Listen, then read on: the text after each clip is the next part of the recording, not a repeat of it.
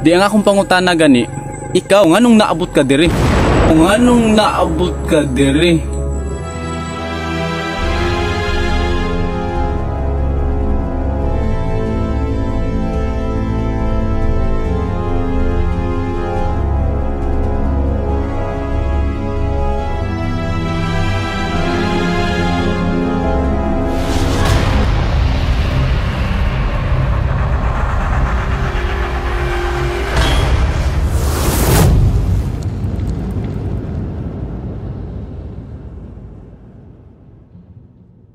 Mga master, dito natin malalaman yung kasagutan bakit siya nandito.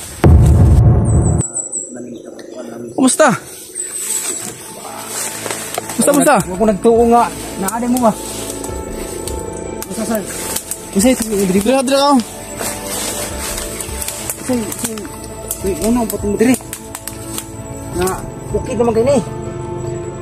Di ang akong pangutana gani, ikaw nganong naabot ka diri? Unsa man nga bukid diri di ay Sarge? Nung naamang ka diri? Sa akong alunggan. Hindi na ni diring bukiraw ano? Bukid ni itom.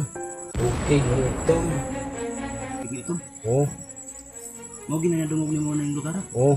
Muning kuana ni muning uwi tawag ang lugar. Nga sa inyo pong pangutana nga nganong naabot ko diri?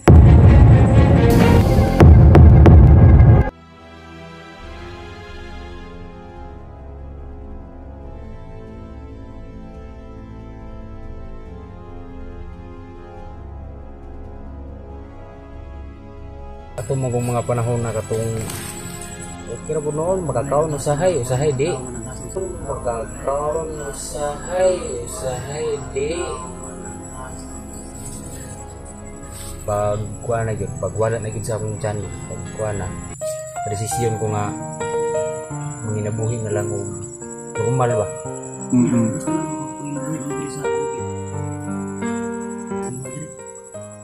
Mo ka nag-isip kita mo dire, dili ko gusto nga dito na mga kita sa ato nga gibalik gitagad ta mo o gitabangan ta mo. Di ko gusto nga makita nito sa makita mo dito sa ako ang payag. Eh para po sa akong safety sa inyo ha. Namayat ka ba? Wala gid. Muhang unsa may paningabuhian mo diri? Manong ihawa mo ka dito sa ato ang lugar nga dati nga gitambay-tambayan nato? Namay nag-upir gud sa kuha bro nga mag-ugmad diri aba. Oh. So imuha tong giagian nato nga mga pinya, imuha tong tinanom dai? Oh, pero dili ni ako ang yuta. Kana lang mga tanong din ni mga sabi nga mga kuan ng pinya. Mura ni ako may gipaminti sa gipabantayan pud ba? Buko ni akong guwasak-basang gi kalingawan diri. Bukid kay magdugay gyud nga panahon nga wa na ako kakuan lagi. Opo ko nagtuo pud nganong naabot diri. Dili mo istorya lang mi sa tinuod. Ang entrada gid aning tanan, nay nangayog tabang kang Eugene, mo na isa gyud sa hinungdan nganong naami diri. Wala ang minagdahom mga hantud karon ang katong nangayog tabang kang Eugene, wala pa namo na nakita kay sa dihang nagbaklay pa mi. O tagalugin ko na lang po mga master para maano niyo lahat ng mga sinasabi namin. Habang po naglalakad po kami dito, hindi po namin nakikita yung tao na nanghingi ng tulong ni Eugene. Naka-enkwentro kami. Sa enkwentro na yun, siyempre nagkatakbuhan na. Hindi na namin alam kung saan kami dadaan. Kami, parang nagkawatak-watak bali nung pag-enkwentro na yun. At saka nung nagkita-kita kami, ito naman si Sarge, si misteryosong tao. Habang pumapasok ako dun sa tanil ng mga kalaban, minamanmanan ni Eugene yung sa ibabaw kasi ako nandun ako sa ilalim ng lupa sa ilalim ng lupa ako dun. Nakarinig si Eugene ng mga putukan. Pag ahon ko dun sa tanil, nakita namin ni Eugene na may dumaan o tumakbo. Hindi namin nakalain na si misteryosong tao pala yung pinagbabaril ng mga dalawang tao na yun. At saka hindi naman ibig sabihin na hindi kami tumulong, sinundan lang talaga namin. para naman sa ano namin na kung sino yun. Hindi namin nakalain na si misteryosong tao pala yun. Yun lang, na aninagan lang namin na parang may bag siya, na yung mga pananamit niya talagang isang ano din na tulad namin. Kaya ano kami dito, nakarating kami dito. Ang hindi lang namin maintindihan kung bakit ikaw nandito ka sa kalagitnaan ng bundok. Kung ibig sabihin, matagal ka nandito.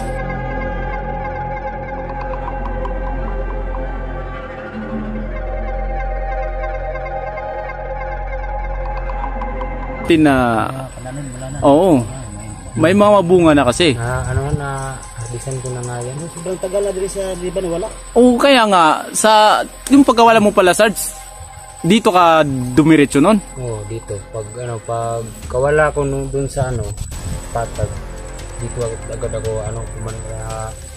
pumunta. Kasi wala naman ako malalapitan na mahinga ng tulong doon. Kaya nung may nag-offer sa akin na dito, kalasin ko daw yung bundok niya. Dito sa bukid. Hindi kasi sa lahat ng mga supporter namin dyan,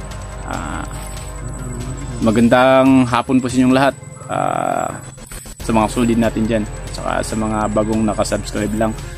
Hindi, Sarge, may mga supporter nagsabi kasi na saan ka na daw. Hindi namin marireplyan lahat ng diretso kasi wala kaming mai-reply dahil mismo kami wala kaming contact sa iyo eh.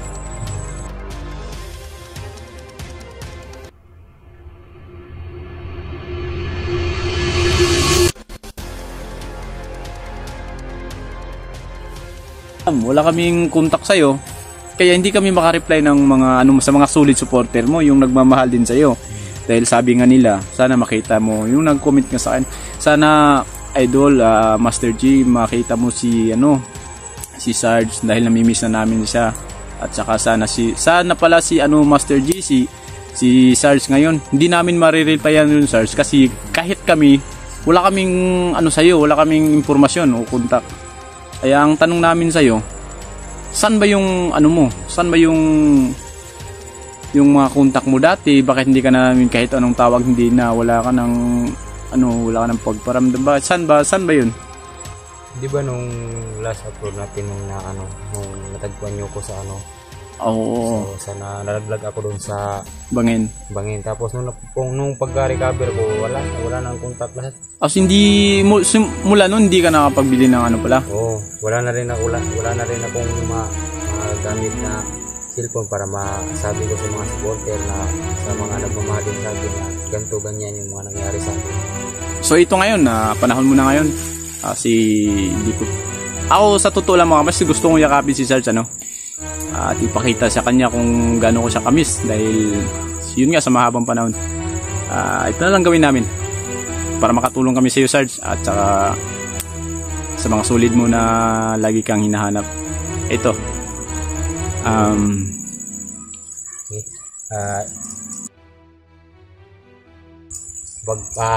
tulad ng dati pa rin mga idol, mapagpalang araw po sa ating lahat, no? Yan, sa mga solid supporters ko po dyan at sa mga patuloy na tumatangkilig po at naghahanap po sa akin kung anong na pong update ko. Ito po nung kasagsagan po nung may nangyari sa akin na hindi maganda. Pagka-recover ko po, pumunta po ako dito sa bundok at wala po akong napagsabihan sa mga kasamahan ko na ganito yung plano ko, dito ako pupunta, ganito. At hindi ko na lang po sila kung sa baga hindi ko na lang po sila pinaalam. Kasi gusto ko na rin pong magbago na. Sa isipin po natin na gusto ko na po ng buhay na normal. Kumbaga mabubuhay ng tahimik, payapa, ganyan. May sasabihin lang ako sa iyo, Sarge. Para naman ma-aware ka sa mga nangyari sa amin dito bago kami nakarating sa iyo, bago ka namin nakita. Sana magsabi ka ng totoo. Sa mahabang panahon na nandito ka, hindi ka ba pinuntahan ng mga armadong kilusan o ano man lang, sinita ka dyan dahil dati ka nga ganyan, nakita yung mga video mo, o hindi ka ba ni-recruit na pabalikin ka sa dati, o anong masasabi mo? Kumbaga, sana malaman din namin para ma-aware ka din dahil may sasabihin ako sa'yo ngayon. Sana maano mo yung mga question ko sa'yo. Masagot mo.